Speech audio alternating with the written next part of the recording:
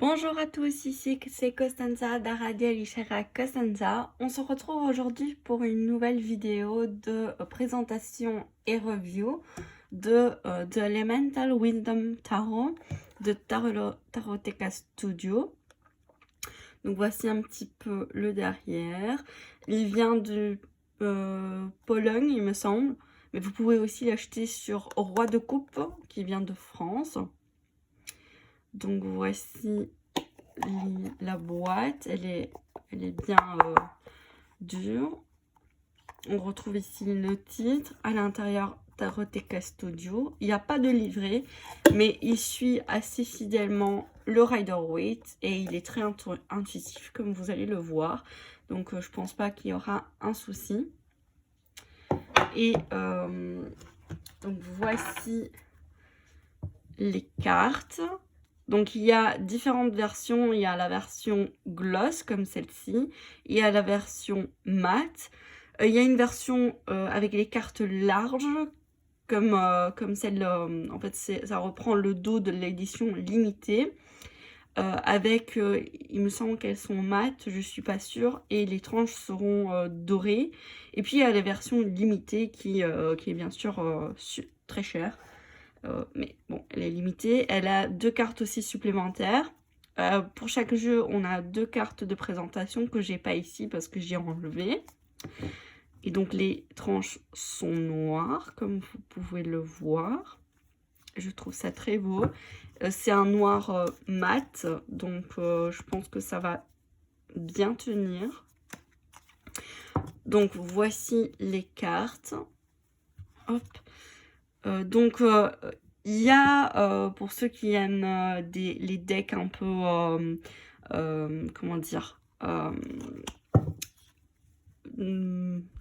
avec la diversité, je trouve qu'au niveau des cultures, il y a une assez belle diversité dans les arcanes mineurs.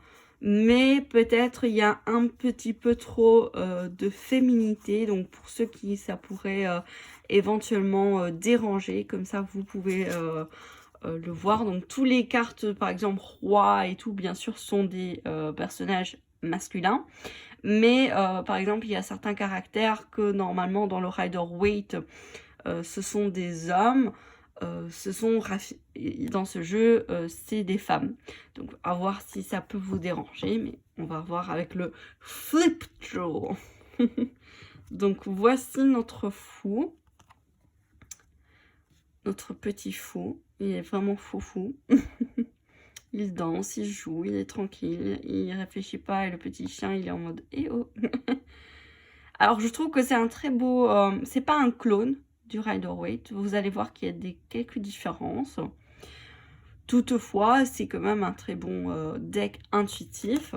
Voici le dos. Je ne sais plus si je vous l'ai montré. Il est complètement réversible.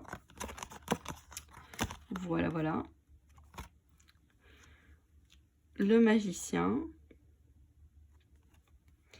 Alors, vous recevrez aussi une carte supplémentaire de la grande prêtresse parce que ils avaient fait une erreur ici de frappe. Le H était avant le G.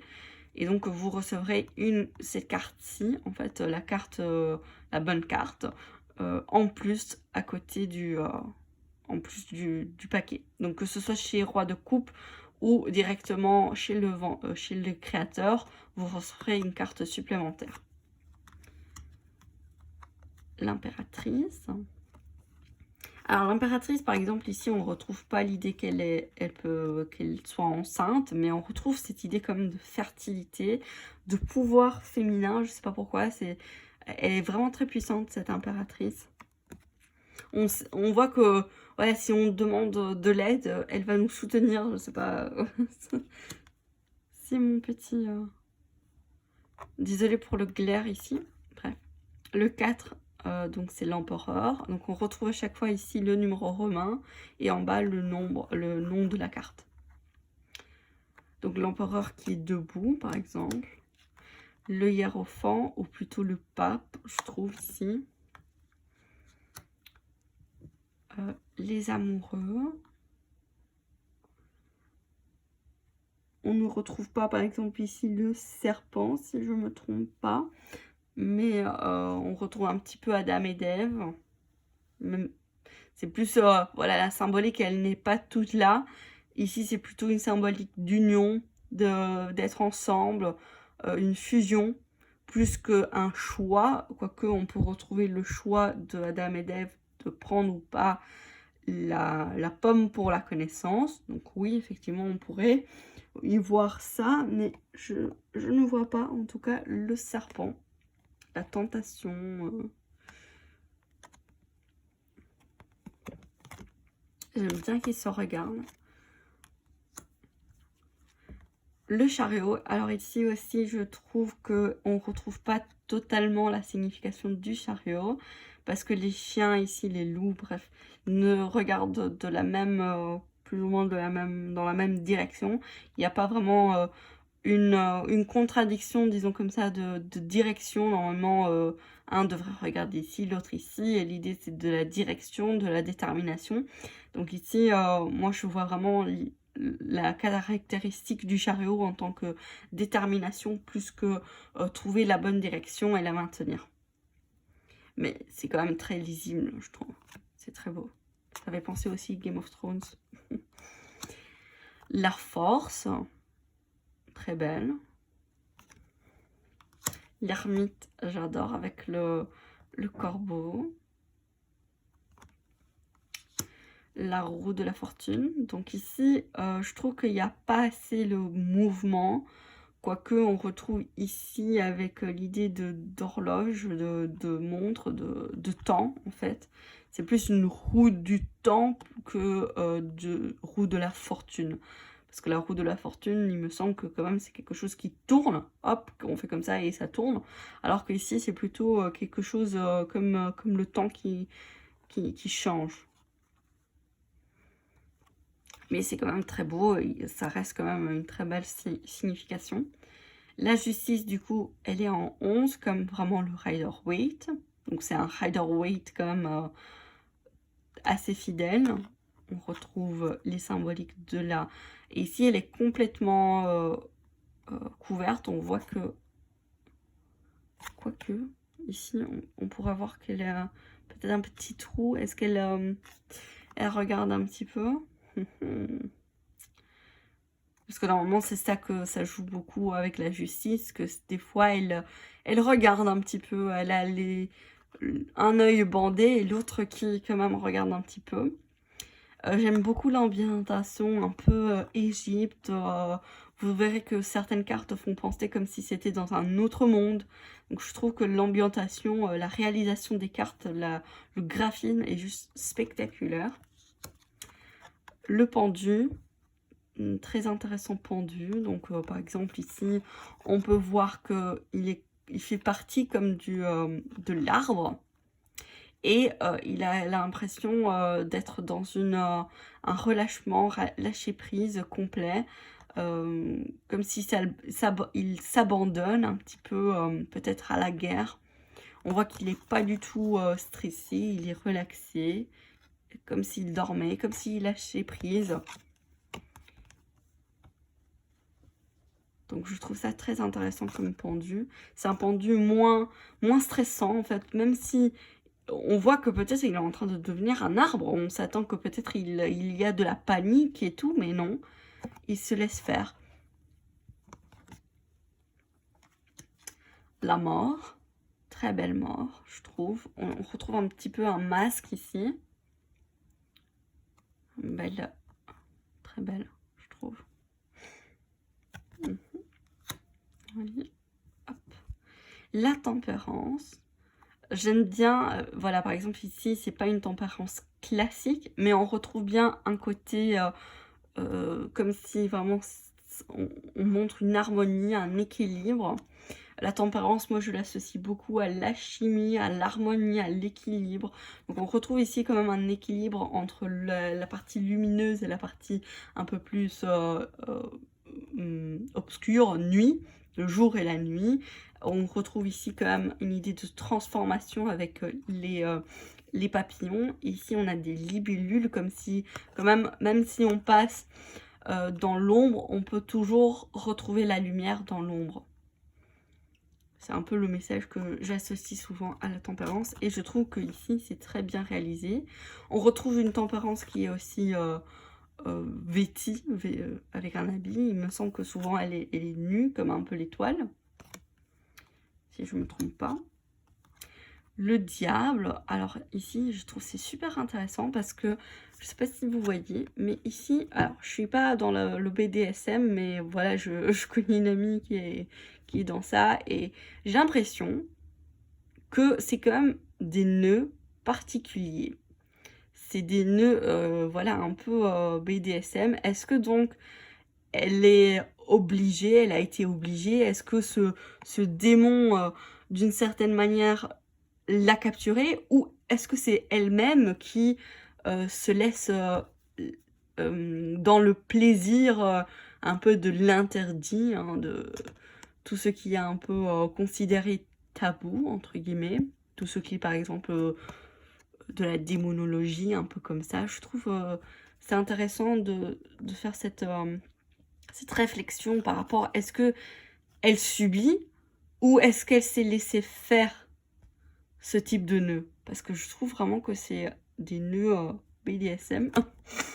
Voilà, vous me direz quoi en commentaire. La tour, très classique, hein. Par contre on retrouve pas les personnages qui tombent, mais on voit bien l'éclair, le feu, la purification, quelque chose qui peut repartir à zéro. J'ai toujours l'impression qu'avec la tour, c'est comme si on est allé trop loin. Il faut, vous voyez, un peu poup, retourner aux bases, quoi. L'étoile, donc normalement, cette carte aussi, elle est remplacée avec le fou dans l'édition limitée, mais que j'ai pas. Ça coûtait trop cher. Donc j'aime bien ici les lotus, les fleurs. Très belle carte de l'étoile. La lune aussi, elle est très intéressante. On trouve ce chemin de l'ombre. Où est-ce qu'elle va nous mener? On ne sait pas. Le chemin, on ne sait pas où il va nous mener. On retrouve ici le loup, le chien, l'anguste, il me semble. L'anguste. La lune, la pleine lune, donc les coquelicots. Très très belle carte aussi, très féminine, qui représente la lune. Et je trouve ça trop mignon, le soleil. On retrouve des petites papillons, pardon, comme une transformation. On voit ce magnifique ruban, les fleurs. Et au lieu d'avoir un petit bébé, on a une petite fille. On n'a pas le cheval, mais je trouve ça trop beau. On ressent vraiment la joie de cette petite fille qui regarde les papillons émerveillés. Le soleil qui est très content, qui sourit. C'est très beau. Le jugement. Alors ici aussi, on ne retrouve pas les personnes qui reviennent à la vie. Donc souvent, on a des sarcophages où on voit qu'ils retournent à la vie, parce que le jugement, ça représente quand même une renaissance. Alors que ici, bah, on retrouve la symbolique de la renaissance à travers les papillons, comme vous pouvez le voir. On a l'idée de pureté avec le blanc ici, l'ange. C'est très beau. Le monde aussi est très beau. Je trouve, voilà, par exemple, c'est super intéressant qu'il y a l'Ouroboros, que c'est un nouveau cycle, hein, la fin d'un cycle. Donc le monde représente la fin du cycle du fou, hein, du voyage du fou, pour un nouveau départ, une nouvelle étape. Et donc c'est super beau, l'accomplissement total. On retrouve plein de joie, comme si vraiment elle a accompli quelque chose.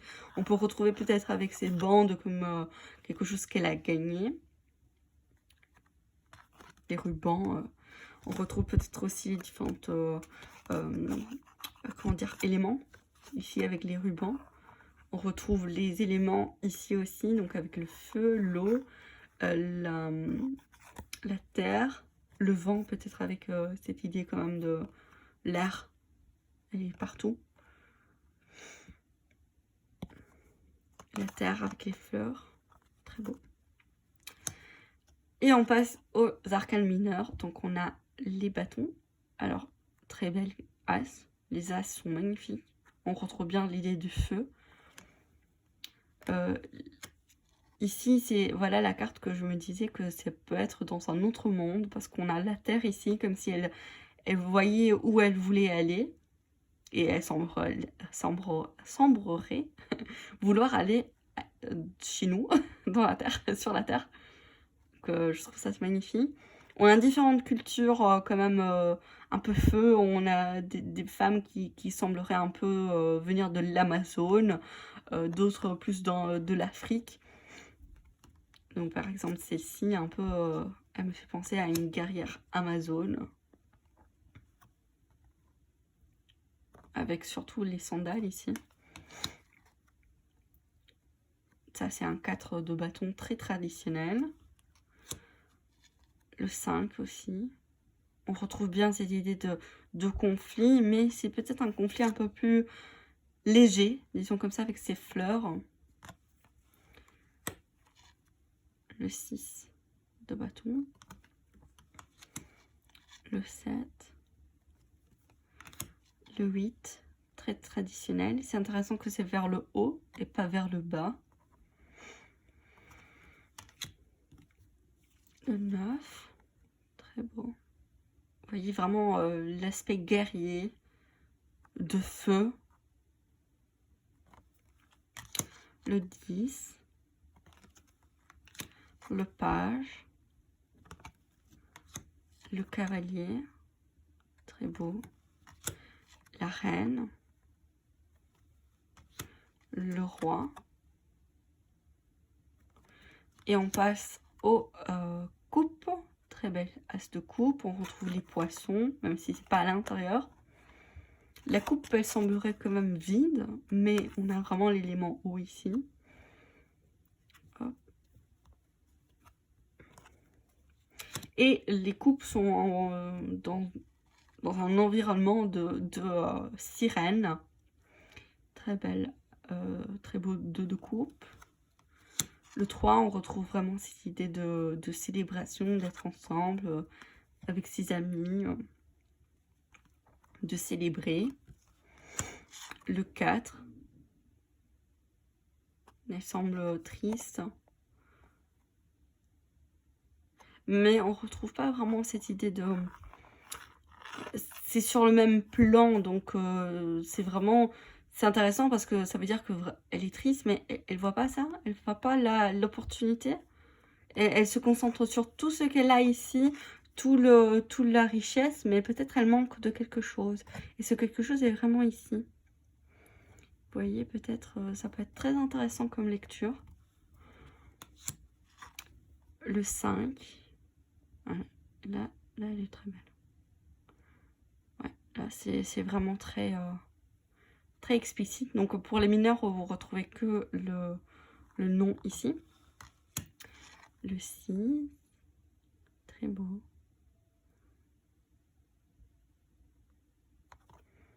On retrouve pas trop, je trouve, comme la nostalgie, un peu dans le regard. Mais il n'y a pas, par exemple, normalement, c'est une petite fille et un petit garçon qui se retrouvent comme l'enfance. Alors qu'ici, on retrouve pas trop ça. Le 7. Il manquerait peut-être une personne qui regarde. Donc ça, c'est la seule carte que je tirais un petit peu... pipe, hein, pipe deck, un petit peu, pipiche. Avec que 6 coupes. Et on voit pas non plus les différentes choix, on a juste des papillons. Le 8. Ça, c'est très beau. Elle est très belle. Le 9. Magnifique. Et le 10, donc on retrouve quand même cette idée de joie, de bonheur. Est-ce que il n'y a pas la famille, il n'y a pas les enfants, mais on retrouve quand même l'idée de famille ici. Et j'aime bien, c'est un couple quand même diversifié. Ici, on retrouve l'arc-en-ciel. J'allais dire arcobaleno, oui, en italien, mais bon. Voilà, le page, très beau. Le cavalier. La reine. Le roi. Les personnages de cours sont vraiment très vibrants. L'as d'épée. Le 2 d'épée, très beau. Rien à dire. 3. 4. 5. Elle est très belle cette carte, très parlante. On retrouve le serpent.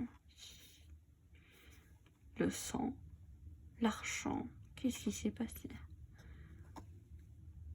Et, ah, ici on trouve, j'avais pas vu, quelqu'un comme si elle avait gagné, mais avec le serpent on voit quand même peut-être une certaine malice, une trahison.